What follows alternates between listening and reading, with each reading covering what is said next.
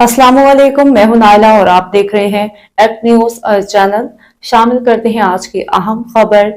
Breaking news दें आपको। चकझुमरा नवाही गांव 102 जींबे ब्रिज मंडी में दो ग्रुपों के दरमियान फायरिंग, एक शख्स जाँ बहक एक जख्मी। चकझुमरा के नवाही गांव 102 जींबे ब्रिज मंडी में बुर्ज शमसी ग्रुप और राना ग्रुप के दरमियान फायरिंग का अफसोसनाक वाकया पेश आया।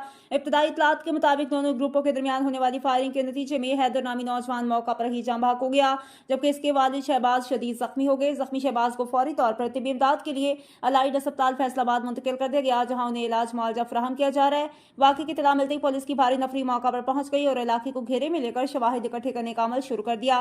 पुलिस ने वाकई की तहकीकात का आगाज कर दिया, जबकि मुलजिमान की गिरफ्तारी के लिए कार्रवाइयां जारी हैं। फायरिंग के इस वाकये के बाद इलाके में खौफ व हरास की फिजा फैल गई है, जबकि मुकामी शहरियों ने जिम्मेदार अनासर के खिलाफ सख्त कानूनी कार्रवाई का मुतालबा किया है।